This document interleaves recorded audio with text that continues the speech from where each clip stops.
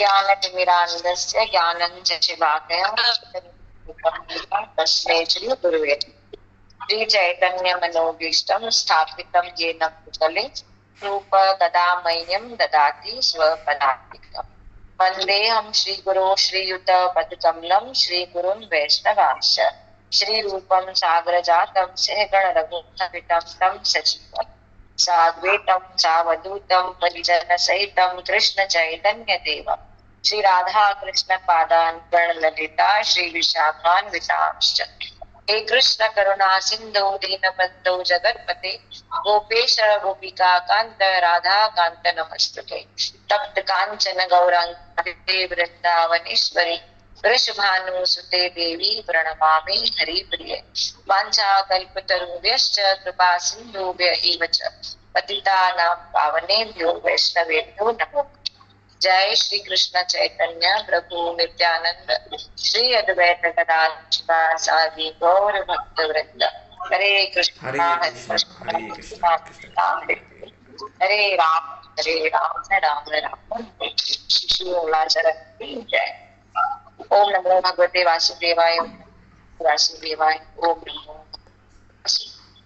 शास्त्रम की पुत्र गीता एको देवो देवकी पुत्रे एको मंत्र तस्य नमान्यात् कर्मापि एकं तस्य देवस्य सेवा। श्रीमद् भगवद गीता की जय। भगवद गीता अध्याय 2 श्लोक संख्या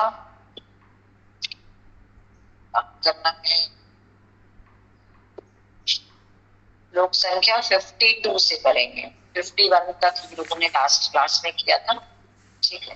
नमो शिवाय भूतले सुमते जय तस्मै विरामना उच्चार बदाय निताय पवने महाराज की जय जी की जय। हरे कृष्णा। तो हम लोगों ने लास्ट क्लास में देखा कि किस तरह से लास्ट मतलब 2 क्लास कर लेते हैं कि भगवान क्या बताना चाह रहे हैं। सबसे पहले उन्होंने आत्मा के बारे में बताया कि तुम शोक मत करो क्योंकि सभी आत्मा है और आत्मा अमर है। तो अगर तुम नहीं मारोगे तो ये लोग तो वैसे ही मर जाएंगे। तो इसके लिए तुम ये शोक मत करो कि तुम्हारी वजह से इनकी मृत्यु हो रही है। उसके बाद भगवान 39 से लेकर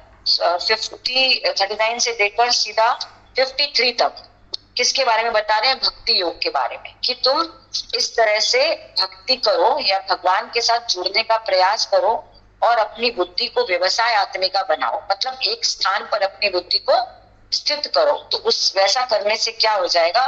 तुम इस योग में यानी कि इस भक्ति योग को सीखोगे और जैसे ही तुम इस भक्ति योग में प्रबल हो जाओगे तब तुम्हारे अंदर का जो ये शोक है, ये जो दुख है, ये सब नष्ट हो जाएगा और तुमको सब कुछ सही सही दिखाई देने लगेगा और फिर तुम मेरे कहे अनुसार युद्ध करोगे। तुम युद्ध से पीछे नहीं हटोगे।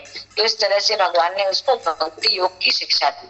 तो उसी उपलक्ष्य में हम लोगों ने 51 तक खत्म किया था। इसका थोड़ा सा पढ़ लेते हैं 51 का।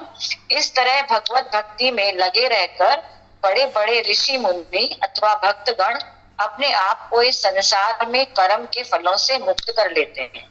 इस प्रकार वे जन्म मृत्यु के चक्र से छूट जाते हैं और भगवान के पास जाकर उस अवस्था को प्राप्त होते जो समस्त दुखों से परे है। तो किस तरह से ये जो भक्ति योग मैंने बताया कि किस तरह तुमको अपनी बुद्धि को एक स्थान पर रखना है और हम हर कर्म को भगवान के साथ जोड़ना है। तो इस तरह का भगवत भक्ति में जब लगे रहेंगे तो हम इस संसार से छूटने के बाद भगवान के लोक को जा सकते हैं जो कि समस्त दुखों से परे है। उसके बाद भगवान आगे क्या कहते हैं आज देखते हैं। श्लोक नंबर 52। यदा ते मोह कालीलम बुद्धिर व्यतिरिष्यति तदा गन्तस्य निर्वेदोत्तव्यस्य श्रुतस्य च। जब तुम्हारी बुद्धि मोह रूपी सघन वन को पार कर जाएगी तो तुम सुने हुए तथा सुनने योग्य सबके प्रति अन्यमनस्क हो जाओगे। तो किस तरह से जब इस तरह से तुम इस भक्ति योग का पालन करोगे तब क्या हो जाएगा? तुम अलग अलग दिशाओं में जो तुम्हारी बुद्धि भटक रही थी कि मैं ये देवी देवता का पूजा करूं, इसकी आराधना करूं, यहाँ चले जाऊं, वहां चले जाऊं, उससे तुम विरक्त हो जाओगे। अन्यमय का मतलब तुम्हारा वहां से वेकेंट हो जाओगे, खाली हो जाओगे। तुम आगे देख पाओगे कि मुझे और आगे क्या करना है। तो इस तरह से तुम्हारी बुद्धि एक स्थान पर स्थिर हो जाएगी। फिर क्या होगा? श्रुति विपरीति पन्नाते यदा स्थयस्ति निश्चला समाधावचला बुद्धिस्तदा योगम अवाप्यसि। जब तुम्हारा मन वेदों की अलंकारमयी भाषा से विचलित ना हो और वह आत्म साक्षात्कार की समाधि में स्थिर हो जाए, तब तुम्हें दिव्य चेतना प्राप्त हो जाएगी। लास्ट कंक्लूड कर रहे हैं भगवान कि अब जो मैं तुमको बता रहा था कि कुछ लोग जो है वेदों की भाषा से बहुत अट्रैक्ट हो जाते हैं ना, वेदवात रचा वाला श्लोका था ना, श्लोका नंबर 42 और 43, यामिमां पुष्पितां वाचम प्रवदन्ति विपश्चिता वेदवात रता पार्थ नान्य स्थितिवादिन कामात् मान स्वर्ग परा जन्म कर्म फल प्रदां क्रिया विशेष बहुलां भोग ऐश्वर्य गतिम प्रति। कि अल्पज्ञानी मनुष्य वेदों की अलंकारमयी भाषा के प्रति आसक्त हो जाते हैं और वो क्या सोचते हैं कि स्वर्ग की प्राप्ति, अच्छा जन्म, शक्ति, यही सब प्राप्त करने के लिए हम आए हैं और इससे बढ़कर और कुछ नहीं है। इस श्लोक हमने लास्ट क्लास में किया था। तो इसमें क्या भगवान क्या कंक्लूड कर रहे हैं 53 में फिर कि जब तुम्हारा मन ऐसी वेदों की अलंकारमयी भाषा से विचलित ना हो, तब रहेगा तुम समाधि में स्थिर हो जाओगे, है ना। फिर हम भटकेंगे नहीं। एक बार जो भक्ति में आ जाता है, एक बार जो ये सीख लेता है कि भगवान की भक्ति सर्वोपरि है, तब वो वापस विचलित नहीं होता है। तब क्यों नहीं विचलित होता है? क्योंकि उसे वो दिव्य चेतना प्राप्त हो जाती है कि मुझे अब जो प्राप्त हुआ है ये मेरा ऐसा फल है जो मैंने आज तक नहीं प्राप्त किया, क्योंकि ये ऊंचा स्वाद है। भक्ति एक ऊंचा स्वाद है। भक्ति और पूजा में बहुत बड़ा अंतर होता है। हम पूजा किसी वरिष्ठ की कर सकते हैं, देवी देवताओं की कर सकते हैं। क्यों करते हैं? क्योंकि हमसे उन्हें कुछ लाभ चाहिए, हम उनसे कुछ लेना चाहते हैं, इसीलिए हम पूजा अर्चना वंदना ये सब करते हैं। तो ये सब क्यों करते हैं? लालच से करते हैं। लेकिन भक्ति क्या होती है? डिवोशनल सर्विस, कि हम भगवान को सर्विस देते हैं कि भगवान मैं अब आपके लिए क्या करूं, इसको बोलते हैं भक्ति। ये क्या है? ये दिव्यता है। ऐसा कभी हम लोग हर चीज क्यों करते हैं? किसी लाभ के लिए। छोटा बच्चा भी होता है ना, उसको भी बोलता है मेरे को ये दो तो मैं तुमको ये दूंगा, है ना। तो उसको भी पता रहता है कि मुझे कुछ मिलेगा, तभी वो किसी एक्टिविटी में पार्ट लेता है। तो ऐसे हम लोग भी किसी ने कोई ना कोई चीज पाने की लालच में ये सब पूजा अर्चना करते हैं। लेकिन जब किसी को भक्ति प्राप्त हो जाती है, इसका मतलब वो भगवान को सरेंडर हो चुका है और वो भगवान के कहे अनुसार अपने जीवन को ढालना चाहता है। तो ये क्या है? ये दिव्यता है ना। इस चीज को जब वो प्राप्त कर लेता है, तब पिछला कुछ भी है, जो कोई भी आके हमको बोल दे कि चलो इस देवी के मंदिर में चलो, ये वरदान मिलेगा, हम नहीं, है ना। लिखा हुआ है ना, अनन्य मनस हो जाओगे, तुम उस तरह की बातों को सुनोगे भी नहीं। सुने हुए, और जब तुम्हारी बुद्धि मोह रूपी सघन वन को पार कर जाए, तो तुम सुने हुए तथा सुनने योग्य सबके प्रति अन्य मनस्क हो जाओगे। तुमको कुछ नहीं सुनने मिलेगा, तुम समझोगे ही नहीं कि ये क्या बोल रही है। चलो कोई बोलेगा चलो मैं तुमको श्याम बाबा के यहाँ ले चलती हूँ, वहां पे तुम ये वाला माला खाना, ये नारियल बांध देना, तुम्हारा ये मनोकामना पूरी हो जाएगा। नहीं, क्योंकि हमको पता है कि हम अब भगवान के सरेंडर हो चुके हैं। अब मेरी लाइफ, मेरी डोर भगवान के हाथ में है। अब मेरे साथ जो भी होना है वो भगवान के अकॉर्डिंग ही होगा। अब मुझे अलग से कोई प्रार्थना, कोई मनोकामना, कोई इच्छा नहीं करनी है। क्यों? क्योंकि मुझे वो दिव्यता प्राप्त है। तो भगवान ये बताना चाहते कि अगर इस तरह से कोई भक्ति में लग जाता है, इस बुद्धि योग से जुड़ जाता है, तो क्या हो जाता है? उसे दिव्य चेतना प्राप्त होती है और वह आत्म साक्षात्कार की समाधि में स्थिर हो जाता है। तो स्थिरता की बात हो रही है, मतलब व्यवसाय आत्मिका बुद्धि, मतलब एक स्थान पर अपनी बुद्धि को स्थिर कर लेता है। वो बार बार अपने आप को हटाता नहीं है। अब आता है अर्जुन के मन में प्रश्न, ठीक है, 54 नंबर श्लोका में, कि भगवान आपने इतना सब कुछ बताया मुझे कि इस तरह से अपनी बुद्धि को एक स्थान पर स्थिर करो और वेदों की अलंकारमयी भाषा से विचलित नहीं हो और किसी तरह का कोई घृत कर्म नहीं करो, जो भगवान ने कहा है उस धर्म का पालन करो। तो ऐसा कोई व्यक्ति है, और अगर है तो वो कैसे चलता है, कैसे बोलता है, कैसे कार्य करता है, मुझे उसके बारे में बताओ। तो आज हम लोग देखेंगे कि अर्जुन भगवान से क्या प्रश्न करता है और भगवान उस प्रश्न का उत्तर कैसे देते हैं। तो बात की जाए। अर्जुनवाच स्थित प्रज्ञस्य का भाषा समाधिस्तस्य केशव स्थितधि किम प्रभाषेत किम आसीत व्रजेत किम।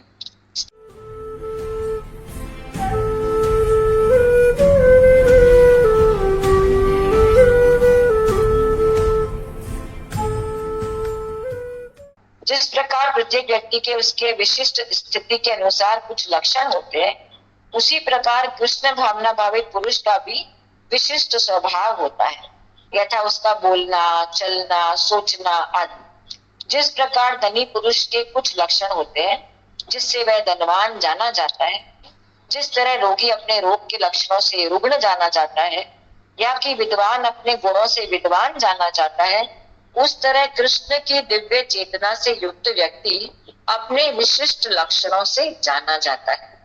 इन लक्षणों को भगवत गीता से जाना जा सकता है, किंतु सबसे महत्वपूर्ण बात यह है कि कृष्ण भावना भावित व्यक्ति किस तरह बोलता है, क्योंकि वाणी ही किसी मनुष्य का सबसे महत्वपूर्ण गुण है।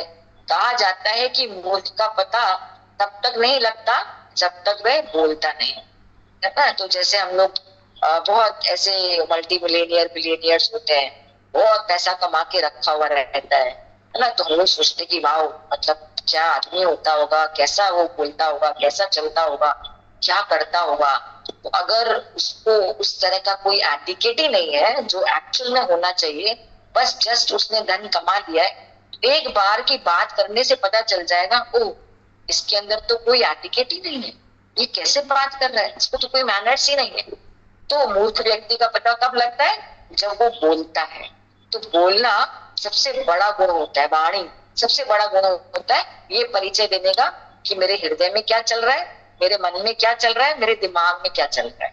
तो ये वाणी हमारी पूरी स्थिति का पता दे देती है। चाहे हम कैसे भी दिखते हो, किसी तरह से भी हम अपने आप को पेश करने की कोशिश करते हो कि नहीं मैं तो बहुत अच्छे से सबके सामने जाऊंगा, लेकिन जब मैं बोलूंगा तब सामने वाले को पता चल जाएगा कि ये आखिर है क्या चीज। तो इसके लिए प्रभुपाद लिख रहे हैं कि वाणी सबसे महत्वपूर्ण गुण होता है। एक बने ठने मूर्ख को तब तक नहीं पहचाना जा सकता तब तक वह बोले नहीं, किंतु बोलते ही उसका यथार्थ रूप प्रकट हो जाता है। कृष्ण भावना भावित व्यक्ति का सर्व प्रमुख लक्षण यह है कि वह केवल कृष्ण तथा उन्हीं से संबंध विषयों के बारे में बोलता है। फिर तो अन्य लक्षण स्वतः प्रकट हो जाते हैं जिनका उल्लेख आगे किया जाएगा। तो भगवान उत्तर देंगे कि वो व्यक्ति कैसा होता है और वो कैसे बात करता है, कैसे चलता है, कैसे बैठता है। श्री भगवान वाच प्रजाहाति यदा कामान सर्वान् पार्थ मनोगतान् आत्मा अन्येवात्मना दुष्ट स्थित प्रज्ञस्त उच्यते। भगवान ने कहा, हे पार्थ, जब मनुष्य मनोधर्म से उत्पन्न होने वाली इंद्रिय तृप्ति की समस्त कामनाओं का परित्याग कर देता है और जब इस तरह से विशुद्ध हुआ उसका मन आत्मा में संतोष प्राप्त करता है, तो वह विशुद्ध दिव्य चेतना को प्राप्त कहा जाता है। तो मन और आत्मा है ना, जैसे हम लोगों का मन जो होता है वो हमारा सबसे प्रिय मित्र भी होता है और सबसे खराब शत्रु भी हो सकता है। जब मन हमें अलग अलग चीजों में ललचाता है, उलझाता है, तब वह हमारा शत्रु हो जाता है ना। कि मन हमें कहता है ऐसे कर लो, वैसे, अरे क्या करोगे, क्लास करके छोड़ो ना, फालतू की बकवास करते हैं ये लोग। तो क्या करेंगे हम लोग, अरे छोड़ो ना, मेरा मन नहीं कर रहा है, मैं नहीं करूंगी आज क्लास। तो हम क्या हो गए, मन के कंट्रोल में आ गए, मन ने मुझे कंट्रोल किया है ना। तो मैंने जो मुझे करना चाहिए था मैंने नहीं किया, तो ये समझ के मैंने मन की बात मान ली। तो क्या हुआ, मैंने मन को कंट्रोल नहीं किया, मन ने मुझे कंट्रोल किया। तब क्या हो जाएगा, मन हमारा शत्रु बन जाता है। और जब हम मन को बोलेंगे नहीं ये मेरे लिए श्रेष्ठकर है, ये मेरे लिए कुछ ज्ञान की बात कह रहा है, इसको सुनकर मुझे अच्छा लगता है, मुझे आध्यात्म अच्छा लगता है, तो मुझे इसको सुनना चाहिए, ऐसा अगर मेरा मन कहता है तो हम क्या कर रहे हैं, मन को कंट्रोल में कर सकते हैं कि तुम चुप करो, मैं ये सुनूंगा, मैं ये क्लास अटेंड करूंगा, मैं भगवान के मंदिर जाऊंगा, मैं भगवान की आराधना करूंगा। तो इस तरह से क्या किए, हम अपने मन को चुप कराए। तब क्या हो जाता है, मन आत्मा में संतोष प्राप्त करता है, उसको छुपना ही पड़ता है। जब हम अपना हम खुद खुद जब बोलते हैं तो हम कौन बोल रहे होते, हम आत्मा बोल रहे होते हैं। और आत्मा मन को कंट्रोल में कर सकती है, क्योंकि आत्मा क्या है, सच्चिदानंद भगवान का अंश है। तो भगवान कौन है, कंट्रोलर है। तो हम भी छोटे छोटे कंट्रोलर हैं, लेकिन हम ये भूल जाते हैं। जब मन हमको लग जाता है ना, तब हम भूल जाते हैं। हम ये भूल जाते हैं कि हम मन को कंट्रोल कर सकते हैं। हम उल्टा करने लग जाते हैं, हम उसकी बात सुनने लग जाते हैं। तो हमको ये नहीं करना है।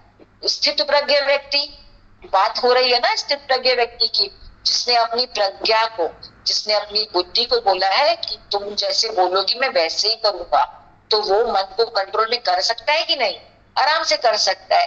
तब ऐसा व्यक्ति का मन आत्मा में संतोष प्राप्त करता है। तब क्या होता है, वे विशुद्ध दिव्य चेतना को प्राप्त होता है। तब क्योंकि अब जो है, जो भी कार्य होगा वो आत्मा की हैप्पीनेस के लिए होगा, है ना। तब मन बीच में कुछ अड़ंगा नहीं डालेगा, मन चुपचाप वो ही करेगा जो आत्मा कहेगा। और तब हमको देखना पड़ेगा कि ये जो आत्मा कह रहा है उसके अकॉर्डिंग मन चल रहा है कि नहीं। तब ऐसा व्यक्ति स्थित प्रज्ञ कहलाएगा। क्यों, क्योंकि अब उसके सारे कार्य दिव्य हो जाएंगे। क्यों, क्योंकि आत्मा दिव्य है, सच्चिदानंद है। वो जैसे कह रही है वैसे हम कर रहे हैं। आत्मा परमात्मा के साथ मिलना चाहती है। हम ये सब खोज रहे हैं, सब खोज रहे हैं। हमारा सबका नाम आत्मा है, हम सच्चिदानंद है, हम उस आनंद, सत चित आनंद के बच्चे हैं। तो हम भी आनंदमय हैं, है ना। हमको वही आनंद चाहिए जो सच्चिदानंद में है, और हम उसी को खोज रहे हैं। तो हम, हमारी आत्मा जब उसको खोज लेती है एक बार जब हमको वो रस आने लग जाता है, तब हमारी आत्मा उस परमात्मा से मिलने के बारे में विचार करने लगती है, वैसे ही चलने लगती है, वैसे ही बोलने लगती है, वैसे ही बैठने लगती है ना। कैसे चलता है, कैसे बोलता है, कैसे बैठता है, तो वो आत्मा वैसे करने लगती है। तो उसमें फिर मन का कोई रोल नहीं होता है। तब मन शांत हो जाता है और मन फिर हमारा मित्र बन जाता है। मन शांत हुआ मन हमारा मित्र कहलाता है। और फिर क्या करता है, वो उस विशुद्ध चेतना को प्राप्त करेगा। क्यों, क्योंकि हमारी चेतना विशुद्ध है, हम आत्मा है ना, हम भगवान के अंश हैं, भगवान के बच्चे हैं। तो भगवान जिस चेतना के, जिस कॉन्शियसनेस में है, उस सच्चित आनंद में है, हम भी वैसे ही है।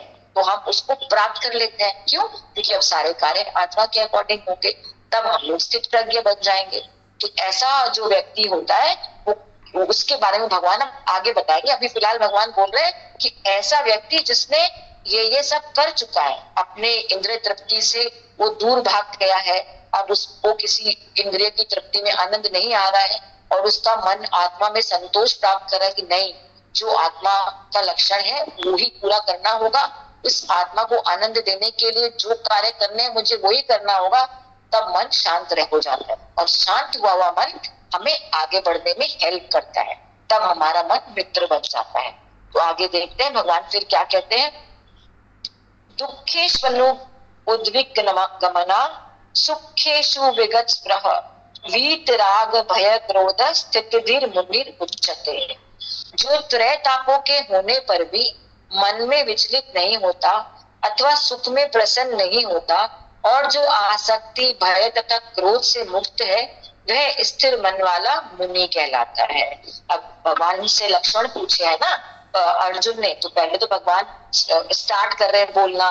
तो भगवान ने स्टार्ट किया कि जिस तरह से उसका मन जो है आत्मा में संतोष प्राप्त कर लेता है, अब उसको मुनि कहा जाएगा। क्यों, क्योंकि वो आसक्ति, भय और क्रोध, वीतराग भय क्रोध, इससे क्या है, मुक्त है। तो यही तीन चीजें हैं जो हमको इस संसार में बांधे।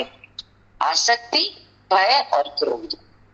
जैसे हम सब लोग अपने पूरे परिवार से सदस्य भी, हम लोग भजन में पढ़ा ना कि मैं आया था इस संसार में, मैं सोचा था कि मैं आपकी भक्ति करूंगा, लेकिन जैसे ही मैं इस माया जाल में पड़ गया, मेरी मम्मी पापा मुझे प्यार करने लग गए, फिर मैं बड़ा हुआ तो मैं फ्रेंड्स लोग के साथ में खेलने लग गया, मैं भूल गया आपको, मुझे याद ही नहीं रहा कि मैं यहाँ पर आपकी भक्ति करने आया था। अब मैं किससे आसक्त हो गया? अपनी फैमिली से, अपने फ्रेंड से, अपने परिवार से, है ना, अपने समाज से, अपने देश से, तो मुझे इन सब में आसक्ति हो गई और तब मैं आपको भूल गया। तो ऐसी आसक्ति भगवान से दूर ले जाती है। उसके बाद भय, भय किस चीज का होता है? जो मेरे पास है वो मुझसे छिन न जाए, है ना, तो इसका भय हमेशा हमको लगा रहता है। क्रोध, कि अगर मुझे जो चीज चाहिए वो नहीं मिलती है तो हमें क्रोध आता है। ये तीन चीजें हमको यहाँ बांधे रखती है, आसक्ति, भय और क्रोध। और इन तीन चीजों का इस भगवत गीता में बहुत बार वर्णन आएगा, आगे भी आएगा, कि हमको इन तीनों चीजों से ऊपर उठना होगा, आसक्ति से, भय से और क्रोध से। तो जब हम डरेंगे नहीं, क्योंकि हम क्यों डरेंगे? जब हम भगवान के बच्चे हैं, भगवान हमारी लाइफ को चलाते हैं, तो हम क्यों डरे किसी से? क्यों मेरी चीज मुझसे कोई छीन लेगा? जो मेरे भाग्य में है वो मुझे अवश्य मिलेगा, जो मेरे भाग्य में नहीं है वो लाख कोशिश करने के बावजूद भी मेरा नहीं हो सकता। तो अगर ये चीज माइंड में आ जाए तो भय हमेशा के लिए मुझसे दूर भागेगा, भय हमारे पास रहेगा ही नहीं। आसक्ति, हम किन चीजों से आसक्त रख रहे हैं जो हमारी है ही नहीं, क्योंकि हम भी यहाँ पर टेम्पररी है, हमारी जितनी चीजें यहाँ पर हमसे हमको मिली है वो सब भी टेम्पररी है। क्यों? क्योंकि ये संसार खुद क्षणिक है ना, ये संसार नाशवान है, क्षणिक है, ये आज है कल नहीं है। क्या है? ब्रह्मांड, एक पूरा ब्रह्मांड, यूनिवर्स। भगवान कारुण्यदक्षाई विष्णु जब अपनी एक सांस छोड़ते हैं और एक सांस लेते हैं, जब छोड़ते हैं तो असंख्य ब्रह्मांडों की रचना होती है। उस असंख्य ब्रह्मांडों में से, यूनिवर्स में से, इतने सारे 14 भुवनों में से एक लोक है हमारा पृथ्वी लोक, और उस पृथ्वी लोक के ऊपर, इतने बड़े पृथ्वी लोक के ऊपर हमारा एक देश है, भारत देश। और उस भारत देश में कलकत्ता, उस कलकत्ता में फलाना फलाना जगह, वहां पर हम रहते, इतने छोटे से हम, इनसिग्निफिकेंट, है ना, तो भी हम लोग सोचते हैं कि ये मेरा है, ये मेरा है, ये मेरा है। उस ब्रह्मांड को भगवान फिर से जब सांस अंदर करेंगे, इनहेल करेंगे, तो ये ब्रह्मांड भगवान के शरीर के अंदर चला जाएगा। तो हम लोग तो टेम्पररी, थोड़े समय के लिए यहाँ रहने आए, और हम ऐसी ऐसी चीजों से आसक्ति रखते हैं, ये मेरा है, ये मेरा है, ये मेरा है, ये मेरे से छिनना चाहे, मेरे से छिनना चाहे, उसका भय, और नहीं मिलेगा तो क्रोध। तो ये तीनों चीज हमको यहाँ बांधे रखती है। भगवान कहते हैं कि इन तीनों चीजों से जो मुक्त है वही मुनि कहलाता है। तो भगवान अब परिचय दे रहे हैं कि पहले तो उसका मन आत्मा में संतोष को प्राप्त करना चाहिए, कि मन एब्सेंट हो जाना चाहिए, सारी चीजें आत्मा के अकॉर्डिंग होनी चाहिए। उसके बाद उसका आसक्ति, भय और क्रोध, ये तीनों दूर हो जाने चाहिए। तब क्या होगा? आगे देखते हैं। यह सर्वत्र अनभिस्नेह तत् तत् प्राप्य शुभाशुभम नाभिनंदन्ति ना द्वेष्टि तस्य प्रज्ञा प्रतिष्ठिता। अब किसका प्रज्ञा प्रतिष्ठित होती है? जो इस भौतिक जगत में जो व्यक्ति ना तो शुभ की प्राप्ति से हर्षित होता है और ना अशुभ के प्राप्त होने पर उससे घृणा करता है, वह पूर्ण ज्ञान में स्थिर होता है। तो भगवान तीसरी बात बताते हैं। अब जो व्यक्ति है, एक तो आसक्ति, भय, क्रोध से दूर, अब क्या हो जाना चाहिए? उसको अगर कुछ शुभ हो जाए, उसके साथ कुछ अच्छा हो जाए, तो वो हर्षित नहीं होता, और अगर उसके साथ कुछ बुरा हो जाए तो भी उससे घृणा नहीं करता। इसको क्या बोलते हैं? द्वंद्व, डुअलिटी। तो एक हो गया आसक्ति, भय, क्रोध, इन तीनों से दूर होना, और दूसरा द्वंद्व, है ना, इसके बारे में भी गीता में बहुत बार वर्ड आएगा, द्वंद्व ना। इच्छा समुद्देन, क्या था? भगवान बोलते, अर्जुन भगवान से पूछते हैं कि संसार में हमारे प्रकट होने का क्या कारण है? तब भगवान बताते हैं कि इच्छा। हरे कृष्णा माता जी। हरे कृष्णा।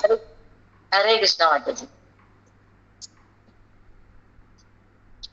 आप तो मगन थे, फिर कैसे समझ के मैं ज्वाइन की हूँ? मैं अभी आपका देखी इसमें करी। माता जी कुछ कहना है तो बोल सकते हैं। नहीं, कैरी ऑन जी, थैंक यू माता जी। ठीक है, तो कहाँ पे थे?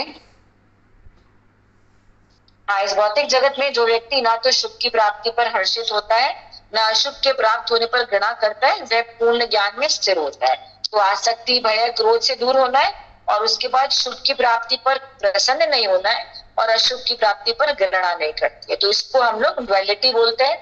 तो ये दूसरा चीज, पहले आसक्ति, भय, क्रोध, अब आता है ड्युअलिटी यानी कि द्वंद्व, कि द्वंद्व से मुक्त होना है, क्योंकि ये द्वंद्व केवल इस भौतिक जगत में पाया जाता है। आध्यात्मिक जगत में कुछ भी ड्युअलिटी, दो नहीं होते हैं, सब एक होता है। जैसे हम लोग प्रेम बोलते हैं, तो प्रेम केवल आध्यात्मिक जगत में पाया जाता है। यहाँ पर प्रेम का उल्टा प्रतिबिंब होता है, जिसको लस्ट बोलते, काम इच्छाएं बोलते हैं, काम इच्छाएं। हम जो भी कुछ करते हैं, जो भी कुछ प्राप्त करने के लिए करते हैं, किसके लिए करते हैं? अपनी काम इच्छा को पूरा करने के लिए।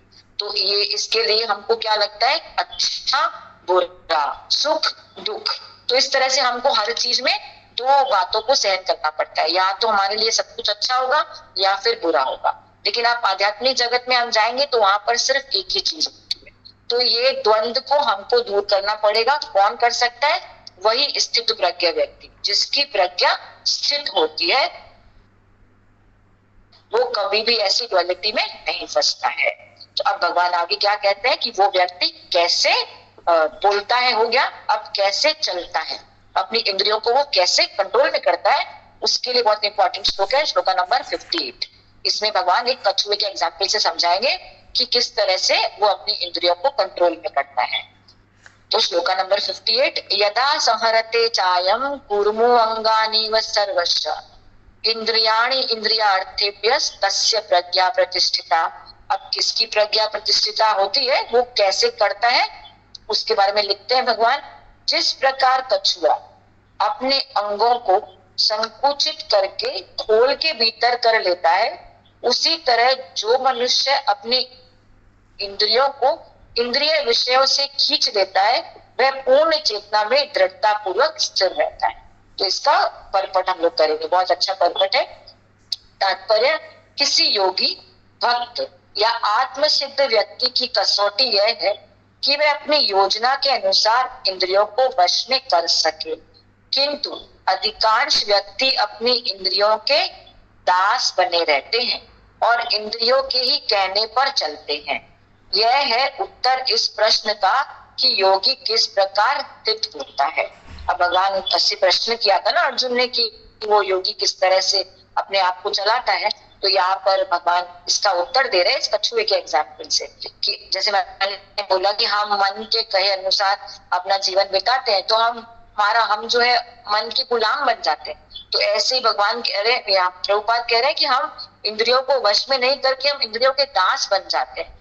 तो सभी लोग ऐसे ही करते हैं। तो उस प्रकार अगर इसका उल्टा स्थित प्रज्ञ व्यक्ति क्या करे, इंद्रियों को वश में करे, तो वो क्या कर लेता है, अपने इंद्रियों को कैसे वश में करता है। तो यहाँ पर लिखा हुआ है, इंद्रियों की तुलना विषैले सर्पों से की गई है। वे अत्यंत स्वतंत्रता पूर्वक तथा बिना किसी नियंत्रण के कर्म करना चाहती है।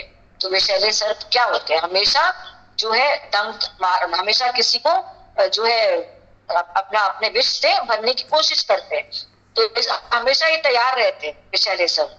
तो इसी तरह से हमारी इंद्रियां हमेशा विषय भोग के पीछे लगी रहती है कि मुझे ये विषय चाहिए। तो हमारी इंद्रियां आँख, कान, मुंह, नाक हमेशा अच्छा खाना, अच्छा सोचना, अच्छा पीना, अच्छा सुनना, इसमें लगी रहती है कि ये म्यूजिक सुनने से आनंद आएगा, ये भोजन खाने से आनंद आएगा। तो हम लोग हमेशा तैयार रहते हैं अपनी इंद्रियों से अलग अलग प्रकार से भोग करने के लिए। तो इसके लिए उनकी तुलना विषैले सर्पों से की गई है। लेकिन योगी क्या होता है, योगी या भक्त को इन सर्पों को वश करने के लिए एक सपेरे की भांति अत्यंत प्रबल होना चाहिए। तो जैसे विषैले सर्प को एक सपेरा ही वश में कर सकता है, तो वैसे ही यहाँ पे कह रहे कि योगी को कैसा होना चाहिए, सपेरे की भांति प्रबल होना चाहिए। तो वो क्या कर सकता है, उनको वश में कर सकता है।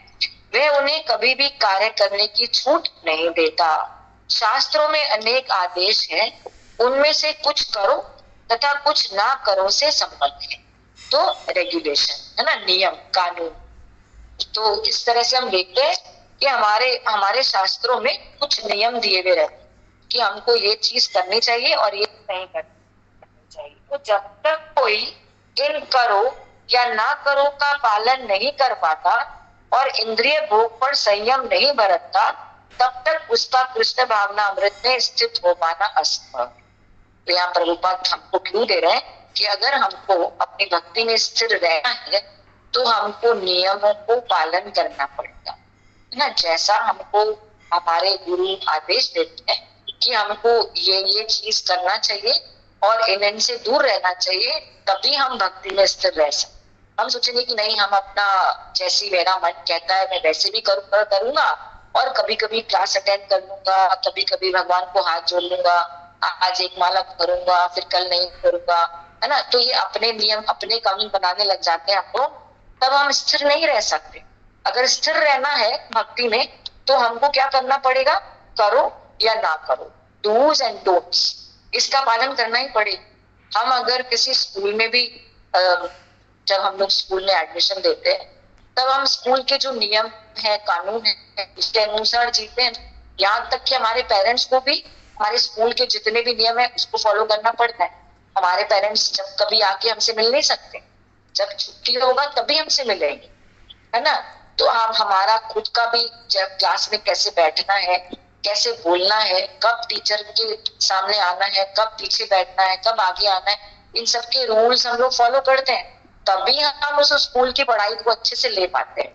हम सोचेंगे कि नहीं, हम तो अपनी मर्जी से स्कूल आएंगे, अपनी मर्जी से छुट्टी करके घर बैठ जाएंगे, मेरी मम्मी टिफिन टाइम में आके मुझे खाना दे के जाएगी। तो ऐसा स्कूल क्या स्कूल होता है? उस स्कूल का बच्चा क्या अच्छा से पढ़ाई करके बाहर निकलता है? नहीं, क्योंकि लोग कोई नियम को फॉलो ही नहीं किया।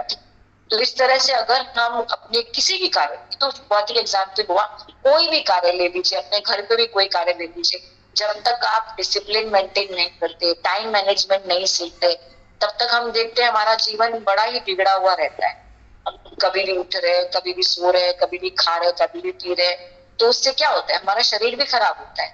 हम तो इतना सारा रिव्यूज आता है ना अभी कि टाइम पे खाओ, टाइम पे सो, तो आपका लाइफ सही रहेगा। आपको बीमारियां क्यों होती है? क्योंकि आप अनशन खाते हो, आप जंक फूड लेते हो, आपको सिंपल ज्यादा खाना खाना चाहिए। तो अब लोग इस तरफ डाइवर्ट हो रहे हैं क्योंकि पता है कि यही नेचुरल चीजें हमको ठीक कर सकती है। हम अपना हमारा डिसिप्लिन, हमारी बॉडी हमारे हाथ में है अपने आप को ठीक करना। तो हम लोग क्या करते हैं, हम लोगों ने खुद को खुद ही बिगाड़ा है। इस तरह से जब तक हम नियम कानून को नहीं मानते, हम अपना शरीर भी ढंग से नहीं चला सकते। ये तो अध्यात्म की बात हो रही है। तो हमें अपना शरीर को ढंग से चलाने के लिए भी नियम, डूज एंड डोंट्स को फॉलो करना पड़ता है। चलिए डॉक्टर के पास ही चले जाते हैं कोई बीमारी के लिए, वहां पर भी डॉक्टर हमको बोलता है कि आप ये दवाइयां लीजिए, साथ में ये वाला चीज को फॉलो करिए कि आपको ये तला भुना खाना नहीं खाना है, डायबिटीज है आपको मीठा नहीं खाना है। तो हम लोग फिर क्या करते हैं, मानते हैं ना उनकी बात, उसके बाद हम दवाई लेते तो दवाई असर करती। नहीं तो हम सोचेंगे नहीं, दवाई तो खा रहे हैं, साथ में 2 गुलाब जामुन भी ले लो, हो गया ठीक। तो ठीक होंगे आप? नहीं ठीक होंगे, बीमारी हमारे साथ हमेशा चलती रही तो हम स्थित प्रज्ञा कहाँ रह पाए। तो इसलिए प्रभुपाद कह रहे कि अगर हमको स्थित प्रज्ञा बनना है तो डूज एंड डोंट्स को फॉलो करना ही पड़ेगा। तो जो व्यक्ति इस तरह से इंद्रियों को अपने वश में करना जानता है, वो ही जो है स्थित प्रज्ञा हो सकता है। तो यहाँ कछुए का एग्जाम्पल आ, कछुआ क्या करता है, कछुआ जैसे ही देखता है कि कोई दुश्मन या कोई सामने आ गया है, मुझे ले लेगा या मुझे पकड़ लेगा, तो वो चल रहा होता है अपने दोनों हाथ छोटे छोटे निकाल के, 2 पैर निकाल के, और अपना मुंह भी ऐसे अपने उसमें से बाहर निकालता है, खोल में से चल रहा होता है। लेकिन जैसे ही उसको भनक पड़ती है कि कोई आ गया है, क्या करता है, वो अपने सारे अंगों को लपेट के पत्थर की जैसा बन जाता है कि अरे मैं तो कुछ हो ही नहीं, है ना। किसी जानवर को पता ही नहीं चलेगा कि इस डब्बे के अंदर कुछ है, तो वो क्या करेगा, उसको ऐसे मार के चला जाएगा कि नहीं ये तो कुछ नहीं है, तो पत्थर है ना। ऐसे हमको वैसा पत्थर बनना है कि इसमें तो कुछ ही नहीं है। इसको कितना धमकाने की कोशिश कर रहा हूँ, कितना गुस्सा दिला रहा हूँ, उसको गुस्सा ही नहीं आ रहा है। है ना, इसके साथ कितना बुरा बुरा कर रहा हूँ, ये कुछ बोल ही नहीं रहा है, वैसा बनना। तो इंद्रियों को कब वश में करना है, कैसे बात करना है, कब बात करना है, ये कछुए से अच्छा एग्जाम्पल दुनिया में हो ही नहीं सकता। तो इतना अच्छा एनालॉजी भगवान ने दिया है कि हमको वैसा बनना है, कब बाहर निकलना है, कब अंदर रहना है, ये कछुआ से सीखना है कि अभी कुछ नहीं है, अभी हम आराम से अपना कार्य कर सकते हैं। तब कछुआ अपने खोल से बाहर निकलता है, अपना भोजन ग्रहण करता है और फिर जैसे ही देखता है कि सामने कुछ अनशन आ रहा है, वो अपने आप को पैक कर लेता है। तो हमको भी वैसे ही करना है। जहां हमको लगता है कि यहाँ ये जो मेरा सराउंडिंग है ये ठीक नहीं लग रहा है मुझे, तब क्या करते हैं, हम चुपचाप अपने मुंह बंद करके अपना हरिनाम करते रहते हैं। जहां देखते हैं कि हाँ यहाँ पर भक्त है, कुछ बोल सकते हैं, कुछ अपने मन की बात कह सकते हैं, तो वहां हम अपना मुंह खोलते हैं, बोल सकते हैं। जहां देखते हैं कि ऐसे लोगों से बात करने का कोई फायदा ही नहीं है, तो वहां पर जाते हैं, स्माइल करते हैं, हरे कृष्णा बोलते चले आते हैं, वहां मुंह खोलते ही नहीं है। तो इस तरह से ये कछुआ बनना है। तो ये डूज एंड डोंट्स हो गया। आगे देखते हैं प्रभुपाद क्या लिखते हैं, जब तक कोई करो या ना करो का पालन नहीं कर पाता और इंद्रिय भोग पर संयम नहीं बरतता, तब तक उसका कृष्ण भावना अमृत में स्थिर हो पाना असंभव है। यहाँ पर सर्वश्रेष्ठ उदाहरण कछुए का है। वह किसी भी समय अपने अंग समेट सकता है और पुनः विशिष्ट उद्देश्यों से उन्हें प्रकट कर सकता है। इसी प्रकार कृष्ण भावना भावित व्यक्तियों की इंद्रियां भी केवल भगवान की विशिष्ट सेवाओं के लिए काम आती है। आ गया ना, अन्यथा उनका संकोच कर लिया जाता है कि यहाँ पर ठीक एनवायरमेंट है, मुझे इस जगह पर इस व्यक्ति को ये बात बोलनी है जो कृष्ण से संबंधित है, तब मुंह खोला जाएगा। जहां लगेगा कि नहीं हमको पार्टी में जाना पड़ रहा है, कोई ओकेशन में अटेंड करना पड़ रहा है, तो वहां पर हम लोग स्माइल करते हैं, लोगों से मिलते हैं, हरे कृष्णा करते हैं, अपना जो फॉर्मेलिटी है उसको पूरा करते हैं और आ जाते हैं। तो क्यों, क्योंकि वहां पर संकोच करना है, वहां पे कुछ नहीं बोलना है, अन्यथा उनका संकोच कर लिया जाता है।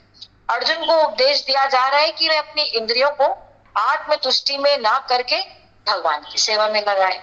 अपनी इंद्रियों को सदैव भगवान की सेवा में लगाए रखना कूर्म द्वारा प्रस्तुत दृष्टांत के अनुरूप है, जो अपनी इंद्रियों को समेट कर रखता है। इस एग्जाम्पल से ये प्रूफ होता है कि जो स्थित प्रज्ञ व्यक्ति है वो हर जगह अपनी इंद्रियों को खोलकर विषैले सर्पों की बातें नहीं रखता है, वो अपनी इंद्रियों को बिल्कुल कंट्रोल में रखता है। जहां देखता है कि यहाँ इस अवसर पर मेरी इस इंद्री को कार्य करना चाहिए तभी करता है, अन्यथा नहीं। जैसे क्रोध भी करना होता है, तो हनुमान जी ने भी क्रोध किया, कब किया था, गुस्सा किया था जब रावण के पास लोग गए थे, जब उन्होंने लंका जलाई थी रावण, उनको भी क्रोध आया था। ऐसा नहीं है कि भक्तों को क्रोध नहीं आता, आएगा। कब आएगा, जब भगवान के विरुद्ध कोई कुछ बोलेगा, तब हमको मुंह खोलना है, तब आर्गुमेंट करना है। जब सामने से कोई भगवान के बारे में उल्टा सीधा, भक्तों के बारे में उल्टा सीधा बोलता है, अन्यथा कुछ नहीं बोलता है। तो इस तरह से बहुत से एग्जाम्पल है जहां हम लोग ये समझ पाते हैं। कुछ जैसे हमारी लाइफ में बहुत सारी चीजें ऐसी आती हैं जहां पर हमको लगता है कि नहीं इस जगह पर मुझे बोलना चाहिए, तब हम बोलते भी है। जहां लगता है कि नहीं इस जगह पर बोलने से कोई फायदा नहीं, क्योंकि उसको कुछ समझ में आने वाला है नहीं और मैं इतनी एलिजिबल नहीं हूँ कि मैं उसकी इस आर्गुमेंट का आंसर दे सकूं, तो वहां पर चुप भी रहना पड़ता है। तो इस तरह से अपनी इंद्रियों को कंट्रोल में करने वाला व्यक्ति स्थित प्रज्ञ कहलाता है।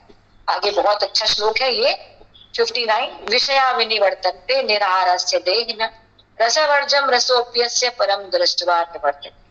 कि देहधारी जीव इंद्रिय भोग में भले ही निवृत्त हो जाए, पर उसमें इंद्रिय भोग की इच्छा बनी रहे।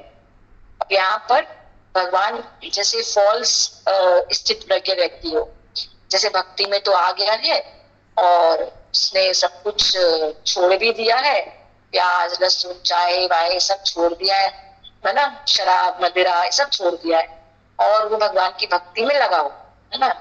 लेकिन उसके भीतर में अभी भी इंद्रिय भोग की इच्छा बनी रहती है। तो ऐसे लोगों के बारे में भगवान कह रहे कि बाहर से दिखा रहा है कि मैं स्थित प्रज्ञ हूँ, लेकिन अंदर में जो है अभी भी इंद्रिय भोग की इच्छा प्रबल बनी हुई है। उसके लिए भगवान क्या लिखते हैं, इसको देखते हैं। लेकिन उत्तम रस के अनुभव होने से ऐसे कार्यों को बंद करने पर वह भक्ति में स्थिर हो जाता है। तो दो चीज करनी पड़ेगी।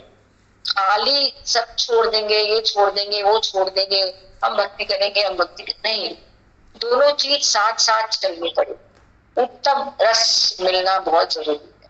अगर अधम रस को, नीचे वाले रस को छोड़ना है तो ऊंचे रस को प्राप्त करना बहुत जरूरी है। जैसे एक छोटा बच्चा के पास बहुत अच्छे अच्छे खिलौने हैं, है ना, बहुत छोटे छोटे खिलौने हैं उसके पास, और किसी के अंदर कोई प्रॉब्लम है किसी खिलौने में, जैसे कोई इलेक्ट्रिकल कोई चीज है उसके हाथ में और मम्मी उसको नहीं देना चाहती है वो, कि उसका वायर वो मुंह में डाल देगा, या उसमें कोई पतला कुछ बैटरी है और हमको डर लगता है कि वो बैटरी को निकाल के मुंह में नहीं डाल दे, तो हम क्या करते हैं फिर उस बच्चे को कुछ अच्छा टेडी बियर या अच्छा कोई अट्रैक्टिव खिलौना दिखाते हैं कि देखो ये तुम लोग, तो क्या करता है वो तुरंत वो छोटे मोटे खिलौने छोड़ के बोलता हाँ मम्मा ये दे दो, है ना। तो क्या हुआ कि जब उत्तम रस की प्राप्त, हम बोलेंगे बच्चे को कि नहीं दे दो मत हाथ लगाओ इसको, तो देगा, कभी नहीं छोड़ेगा। क्यों नहीं छोड़ा? क्योंकि मैंने उसको उत्तम रस अभी तक नहीं दिया। तो जब मैंने उसको अच्छा खिलौना पकड़ा दिया तब उसने अपने आप वो छोटा वाला खिलौना जो है, जो मेरे को लग रहा था कि इसके लिए अच्छा नहीं है, वो तब छोड़ेगा। लेकिन मैं उसको बोलूंगी नहीं तुम इसको छोड़ो, मत पकड़ो इसको, मत खेलो इसके साथ, तो कभी सुनेगा ही नहीं। ठीक वैसे ही हम सब लोग, जब तक हमें उस उत्तम रस की प्राप्ति नहीं हो जाती, हम ये छोटे छोटे इंद्रिय भोगों को छोड़ ही नहीं सकते, कभी नहीं छोड़ सकते। चाय, प्याज, लहसुन, है ना, इस तरह की चीजें जो भक्ति में अलाउड नहीं है ना, क्योंकि हमको उस आध्यात्मिकता को प्राप्त करना है। उसमें हम सोचेंगे कि हम अपने भौतिक जीवन में ऐसे ही व्यस्त रहेंगे, जो मन आया वैसे करेंगे, तब हम भक्ति नहीं कर सकते। उसके लिए हमको उत्तम रस का प्राप्त करना बहुत जरूरी है। और वो उत्तम रस है क्या? वो उत्तम रस है भगवान का नाम।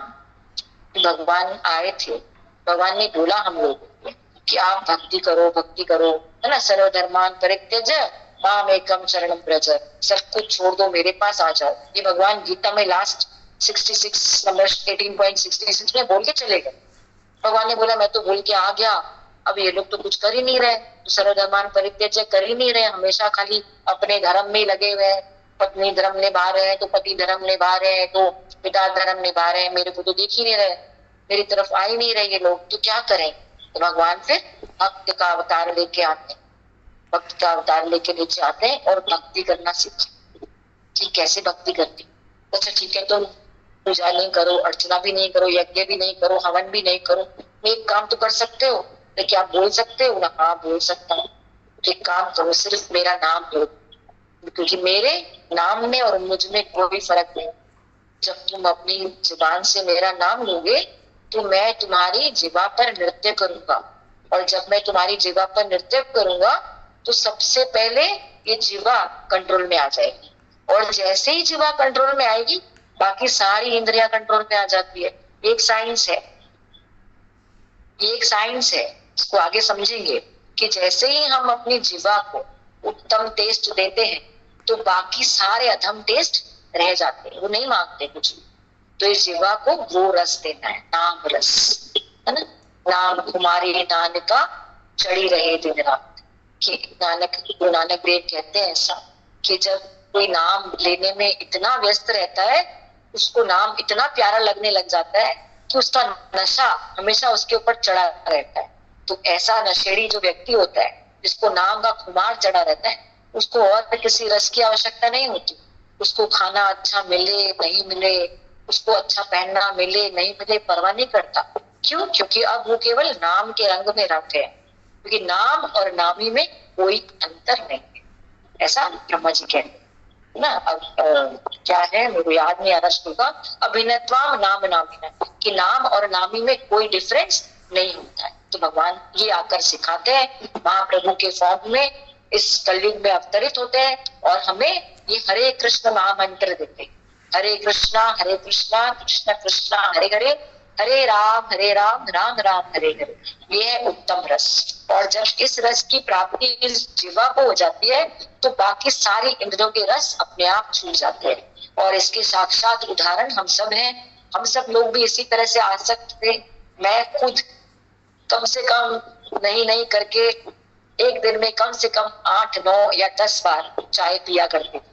और अब चाय का मुझे बिल्कुल, चाय बनाती भी हूँ मैं अपने घर वालों को सर्व भी करती हूँ, लेकिन कभी मेरे अंदर ये इच्छा नहीं आती कि मैं ये उठा कर दूं, क्योंकि वो रस अब नहीं मिल रहा है। जो रस मिल चुका है अब, उत्तम रस, तो भी ये छोटे छोटे रस बिल्कुल ऐसे लग रहा है कि ये मेरे लिए है ही नहीं। तो इस तरह से वो अपने आप छूट जाते हैं, उसको छुड़ाना नहीं पड़ता, वो अपने आप छूट जाते हैं। तो ये इस श्लोका के अंदर है। इसका तात्पर्य देखते हैं, प्रभुपाद क्या लिखते हैं।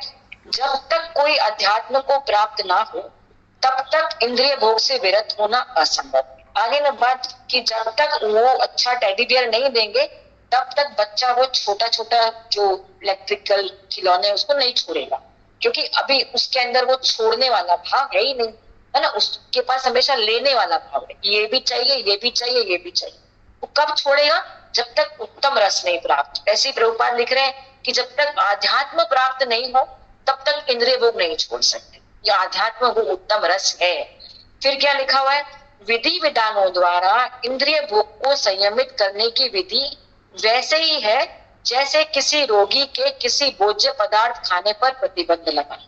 तो अब कोई ऐसा संस्था हो जहां पर हमको जबरदस्ती बोला जाए कि आप ये मत करो, ये मत करो, ये मत करो, है ना, तब आपको आगे जाके इस चीज की प्राप्ति होगी, ऐसा हमको बोल दिया जाए, लेकिन हमको कोई उत्तम रस ना दिया जाए, तो हम क्या करेंगे? विधि विधानों का पालन कुछ दिन तो करेंगे, उसके बाद हम छोड़ देंगे। बोले नहीं, मेरे से नहीं होगा ये सब, मेरे को समझ में नहीं आ रहा। क्यों? क्योंकि हमको उत्तम रस नहीं मिल रहा वहां से।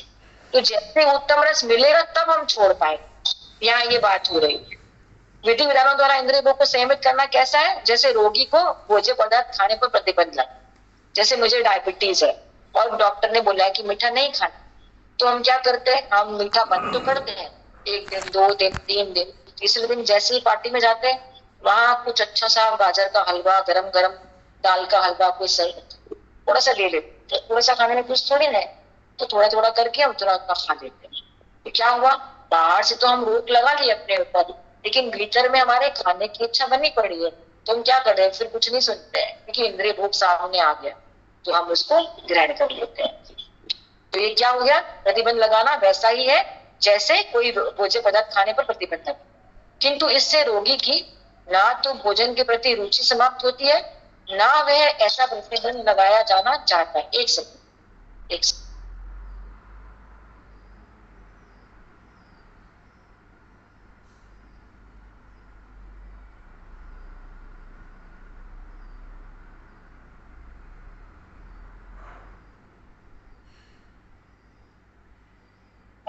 हरे कृष्ण।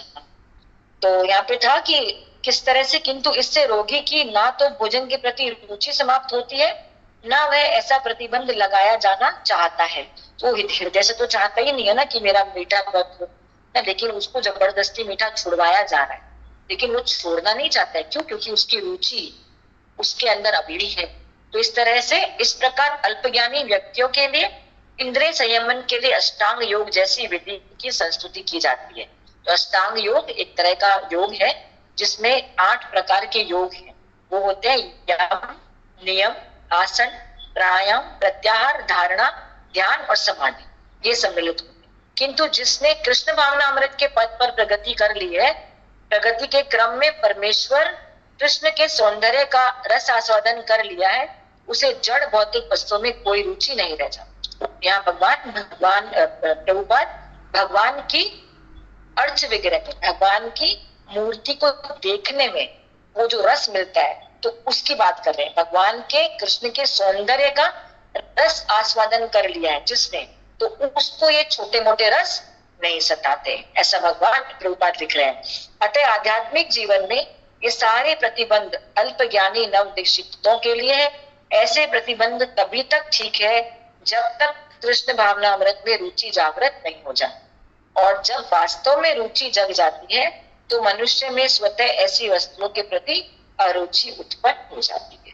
तो ये अपने आप होता है, ये करना नहीं पड़ता है ना। जैसे हमको बीमार व्यक्ति को जबरदस्ती छुड़वाया जा रहा है, लेकिन उसके भीतर में वो चीज को ग्रहण करने की इच्छा अभी तक बनी हुई है, बाहर से उसने बंद कर दिया है। वैसे ही अगर हम लोग बाहर से दिखाएंगे कि हाँ मैं तो भक्त बन गया, मुझे ये चीज अच्छा लग रहा है करना, लेकिन हम नाम जप नहीं करें, भगवान का नाम नहीं लें, भगवान के सौंदर्य को नहीं निहारें, मंदिर नहीं जाए, पूजा नहीं करें, और हम सोचे कि हम ऐसे ही भक्त बन जाएंगे, तो नहीं बन सकते। तो उसके लिए क्या हो जाएगा, इस नियम को फॉलो करना पड़ेगा, उत्तम रस को लेना पड़ेगा, और उत्तम रस केवल हरिनाम से प्राप्त हो सकता है। और ये हरिनाम जब हमारे जीवा पर चलता है तो ये छोटे छोटे रस हमेशा के लिए धीरे धीरे गायब होने लग जाते हैं। और इन सब का उदाहरण हम सब लोग हैं। हम सब ने इस तरह से ही अपनी शुरुआत की थी, और हम सब लोगों को यही चीज समझ में आई कि यही उत्तम रस था जिसकी वजह से हमें किसी अधम रस ने आकृष्ट नहीं किया। वरना अगर ये रस ना हो तो ये सारे रस फिर से हमें आकृष्ट कर लेंगे, और फिर से हम वैसे इंद्रिय तृप्ति करने लग जाएंगे जैसे हम पहले किया करते थे। तो आगे देखते हैं 60 में क्या कहते हैं, यततो यापि कौन्तेय पुरुषस्य विप्रश इंद्रियाणि प्रमथानि हरन्ति प्रसवम मन। हे अर्जुन, इंद्रियां इतनी प्रबल तथा वेगवान है कि वे उस विवेकी पुरुष के मन को भी बलपूर्वक हर लेती है जो उन्हें वश में करने का प्रयत्न करता है। भगवान आगे कह रहे हैं कि अगर तुम उत्तम रस के बारे में नहीं सोच रहे हो और ऐसे ही इंद्रियों को कंट्रोल करने के बारे में सोच रहे हो, तो क्या हो जाएगा, वो इंद्रियां वापस तुम्हारी बुद्धि को हर लेगी और जो उन्हें वश में करने का प्रयत्न करता है। आगे क्या कहते हैं 61 में, तानि सर्वाणि संयम्य युक्त आसीत मत्पर वशे यस्येन्द्रियाणि तस्य प्रज्ञा प्रतिष्ठिता। भगवान कह रहे उस व्यक्ति की जिसकी प्रज्ञा प्रतिष्ठित है, क्या है, जो इंद्रियों को पूर्णतया वश में रखते हुए इंद्रिय संयमन करता है और अपनी चेतना को मुझ में स्थिर कर लेता है, वह मनुष्य स्थिर बुद्धि है। अब क्या करना है, कैसे आसीत है ना वर्ड, कैसे बैठता है, उसका उत्तर ये है कि अब उसको अपनी इंद्रियों को मुझ में स्थित कर देना है। तो हमेशा के लिए जब अपनी इंद्रियों को वश में कर लेगा और मुझ में अपने आप को स्थिर कर लेगा तो वो कभी भी हिल नहीं सकता, उसकी प्रज्ञा हमेशा प्रतिष्ठित होती है। तो इसका तात्पर्य पढ़ के यहाँ पे एंड करें, ठीक है। तात्पर्य इस श्लोक में बताया गया है, योग सिद्धि की चरम अनुभूति कृष्ण भावना अमृत ही है। जब तक कोई कृष्ण भावना भावित नहीं होता तब तक इंद्रियों को वश में करना संभव नहीं है। वापस वही बात आ रही है कि जब तक हम लोगों को उत्तम रस नहीं मिलेगा तब तक हम इंद्रियों को खुद से वश में नहीं कर सकते। जैसा कि पहले कहा जा चुका है, दुर्वासा मुनि का झगड़ा महाराज अम्बरीश से हुआ क्योंकि वे गर्ववश महाराज अम्बरीश पर क्रुद्ध हुए, जिससे अपनी इंद्रियों को रोक नहीं पाए।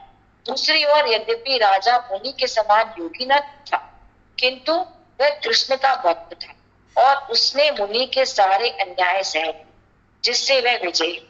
राजा अपनी इंद्रियों को वश में कर सका क्योंकि उसमें निम्नलिखित गुण थे। तो ये एक स्टोरी आती है। कौन सी स्टोरी है, दुर्वासा मुनि की और अम्बरीश महाराज की। तो अम्बरीश महाराज थे लेकिन राज ऋषि थे, मतलब वो राजपाट भी संभालते थे, साथ में वो भगवान के बहुत अच्छे भक्त थे। वो अपना पूरा जीवन भगवान की भक्ति में भी बिताए, साथ साथ वो राजपाट भी संभाले।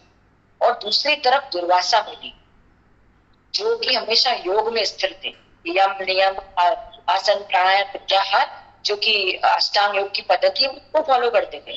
तो उसको फॉलो करने का मतलब समझते हैं, ऐसे अपनी इंद्रियों को एक स्थान पर, अपने आप को एक स्थान पर बैठाना, योग मुद्रा में आसीन होना, आंखें बंद करना और अपने आज्ञा चक्र में अपने सारे जितने भी पॉइंट्स है उनको आज्ञा चक्र पे स्थिर करना और फिर अपने हृदय में परमात्मा के दर्शन करना, ये होता है अष्टांग योग। ऐसे योगी थे हम दुर्वासा मुनि और अम्बरीश महाराज थे भक्त। तो ये एग्जाम्पल देके बात क्या बताना चाह रहे, डिफरेंस बताना चाह रहे योगी का और एक भक्त का। तो वो इतने अच्छे योगी थे, ऐसे वो अपने हृदय में हमेशा परमात्मा के दर्शन किया करते थे। दुर्वासा मुनि वो मुनि थे और यहाँ पर अम्बरीश महाराज एक भक्त थे।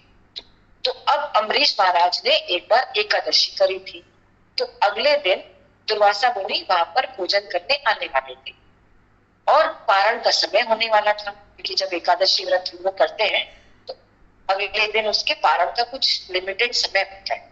उसी समय के अंदर हमको थोड़ा सा प्रसाद ग्रहण करके एकादशी व्रत को तोड़ना चाहिए, ऐसा नियम है, तभी हमारी एकादशी जो है फलित होती है। तो ऐसे ही अम्बरीश महाराज के एकादशी के पारण करने का समय हो गया, होने वाला था, और अभी तक दुर्वासा मुनि आए नहीं थे भोजन करने। द्वादशी के दिन ब्राह्मणों को बुलाया जाता है, भोजन कराया जाता है, ऐसा नियम है। तो उन्होंने भी बुलाया होगा दुर्वासा मुनि को भोजन करने के लिए, तो दुर्वासा मुनि अभी तक पहुंचे नहीं थे, और यहाँ पर जो है समय निकला जा रहा था, टाइम हो रहा था, और अम्बरीश महाराज ने निर्जला एकादशी की थी। तो अम्बरीश महाराज ने एक युक्ति निकाली, उपाय निकाला कि ठीक है, क्योंकि जब तक अतिथि यहाँ पर नहीं आते तब तक हम भोजन नहीं कर सकते, ब्राह्मण को खिलाने के बाद ही हमें खाना चाहिए। तो ब्राह्मण अभी तक आए नहीं है, और यहाँ पर जो वैदिक नियम है कि मुझे व्रत खोलना है, तो कैसे खोलना होगा, मुझे अन्न प्रसाद को ग्रहण करना पड़ेगा, तभी मेरा व्रत जो है संपूर्ण होगा। अब क्या करे महाराज, तो महाराज ने क्या किया, थोड़ा सा जल ग्रहण। तो जल ग्रहण करने से क्या हुआ, तो निर्जला व्रत का पारण भी हो गया, और यहाँ पर मैंने भोजन नहीं खाया तो मैंने ब्राह्मण का सम्मान भी कर दिया। तो उन्होंने बस जल पिया ही था कि दुर्वासा मुनि आते, और जैसे उन्होंने देखा बहुत क्रोधित कि तुम ये ऐसे राजा हो, ऐसे तुम अपने आप को भक्त कहते हो, मैं अभी तक आया ही नहीं हूँ, मैंने अभी भोजन ग्रहण नहीं किया, तुमने अपना व्रत खोल लिया। गुस्सा होके वो वहां से चले। महाराज उनको बहुत मनाते हैं कि नहीं, मैं तो सिर्फ इस पारण किया था कि टाइम निकल जाएगा, इसके लिए मैंने जल प्रसाद को ग्रहण किया था, मैं आपका कोई अपमान नहीं करना चाहता। इस तरह से उन्होंने बहुत समझाने की कोशिश की, मगर वो नहीं समझे। उसके बाद जो है उन्होंने अपने सिर का एक बाल निकाला, और कुछ ऐसे कोई राक्षस को जो है वो बाल से कोई राक्षस उत्पन्न हुआ, और वो जो है अम्बरीश महाराज को जो है वो उसके ऊपर हमला करने लगा। ऐसा उन्होंने कुछ ऐसा, वो तो युक्तियां आती है ना, ऐसे सिद्ध पुरुष होते हैं, तो उन्होंने कोई ऐसे राक्षस की उत्पत्ति कर ली अपने बाल से, तो वो राक्षस के पीछे पड़ने लग गया। तब सुदर्शन चक्र, भगवान विष्णु का जो चक्र होता है, भगवान के पास 4 चीजें होती है ना, शंख चक्र गदा और पद्म। तो जो शंख होता है, जो गदा पद्म होता है, भक्तों के आशीर्वाद के लिए होता है, और जो चक्र और गदा होती है, ये भक्तों की रक्षा के लिए होते हैं। तो सुदर्शन चक्र जो है उसको क्रोध आ जाता है, और वो जो है पीछे पड़ जाता है किसके, दुर्वासा मुनि। और दुर्वासा मुनि के पीछे पड़ने जैसे जैसे वो मुनि भागते हैं, और सुदर्शन चक्र उसके पीछे पीछे भागता है, और फिर वो जो है भाग भाग के तीनों लोकों में इधर उधर भागने लगती है, उसके पास तो सिद्धि होती है।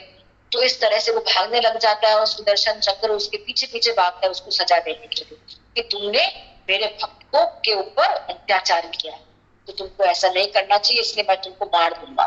तो अब वो जो महाराज दुर्वासा मुनि है, वो सुदर्शन चक्र से माफी मांगते हैं। तो सुदर्शन चक्र बोलते हैं कि तुम मेरे से माफी मत मांगो, मैं तुमको माफ नहीं करूंगा, तुमने जिसके प्रति अपराध किया है तुम जाकर उससे माफी मांगो। तो इस तरह से जो वापस उसके पास आते हैं, और फिर अम्बरीश महाराज कुछ गुस्सा नहीं होते हैं, और वो सुदर्शन चक्र को मना करते हैं कि आप इसको छोड़ दीजिए, इनकी कोई गलती नहीं है, मेरी गलती है, मैंने जल ग्रहण कर दिया। फिर जाके सुदर्शन चक्र ने उनको छोड़ा, और तब जो है दुर्वासा मुनि जो है उस भक्त को प्रणाम करते हैं कि ऐसे भक्त मैंने कभी नहीं देखे। तो ये डिफरेंस बताते हैं कि एक भक्त अपनी इंद्रियों को कैसे कंट्रोल में करते हैं। उसको बिल्कुल गुस्सा नहीं आता है, कितना नाराज हुए दुर्वासा मुनि, कैसे उसके ऊपर एक राक्षस को छोड़ा, तो भी वो कुछ नाराज नहीं हुए। उसके बाद वो उल्टा सुदर्शन उसकी हेल्प करने के लिए आते हैं, उसको भी बोलते हैं कि आप दुर्वासा मुनि को छोड़ दो। तो ये होते हैं भक्त, और ये होती है भक्ति इंद्रिया, और ये डिफरेंस होता है योगी में और एक भक्त की इंद्रिया।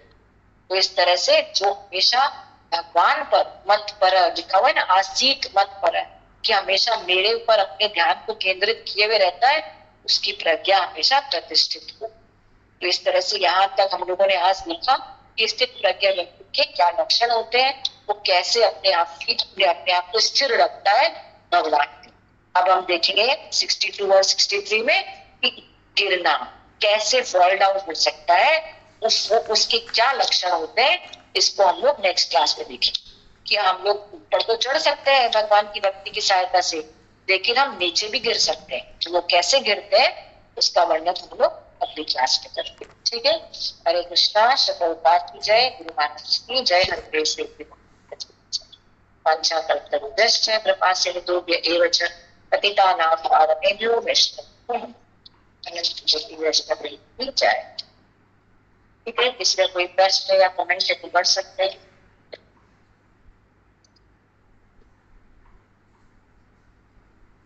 माता जी वो टॉर्टोइस वाला जो आपने एग्जाम्पल बताया ना, तो जी हाँ, तो माता जी इसका क्या रेलेवेंस है? मतलब जैसे कि हमको एनिमल्स लोग से भी ऐसे सीखना चाहिए, हाँ ये वो बता रहे हैं ना, तो वो अपना लिम्स को ऐसे अंदर सिकुड़ लेता है डर के मारे कि भाई किसी को पता ना चले कि मैं हूँ सर। हाँ, एज इट इज ऐसे ही हम लोगों को करना है, आपको करना है कि जब उसको लगता है कि इस जगह पर मेरी इंद्रियों का यूज है, मतलब तब भगवान की सेवा में, तब तो वो अपनी इंद्रियों को सेवा में लगाता है।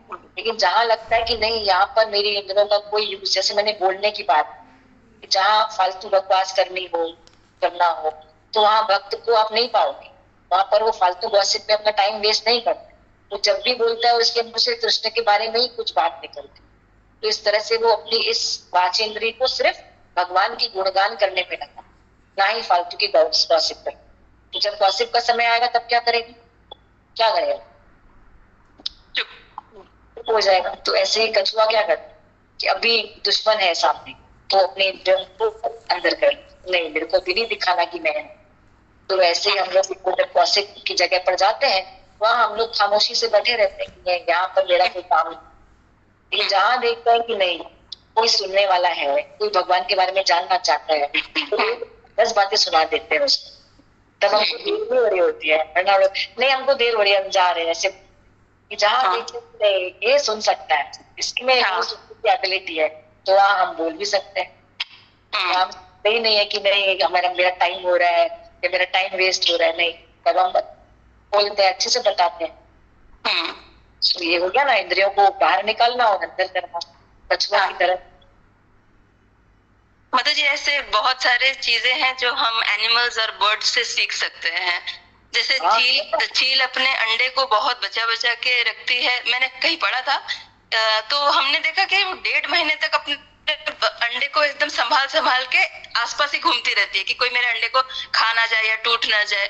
तो पता चला कि इतना इम्पोर्टेंस चील के अंडे को क्यों दिया जाता है, क्योंकि बड़ी चील छोटे छोटे कीड़े मकोड़े को साफ करती है, तो वो एनवायरनमेंट को प्रिजर्व करने का उसका रोल है। इसीलिए चील को संभाल के रखना चाहिए। वो छोटे छोटे जो होते हैं ना मरे हुए दूसरे चिड़िया वगैरह, वो सबको खा लेती है, तो वो एक्चुअली सफाई करने में बहुत मदद करती है चील।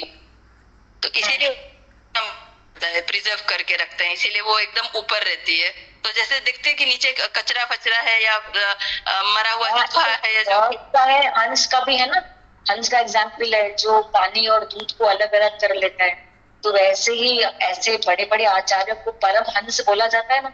हम लोग पढ़ते ना ऐसे आचार्यों के बारे में, परम हंस क्यों बोलते हैं हंस, क्योंकि हंस क्या करता है, वो सिर्फ पानी में से दूध को अलग कर लेता है। तो ऐसे ही बहुत सारा कचरा है इस दुनिया में, बहुत सारी बातें सुनने को है, लेकिन संत व्यक्ति या साधु व्यक्ति सिर्फ अच्छी बातों को ही चुनता है।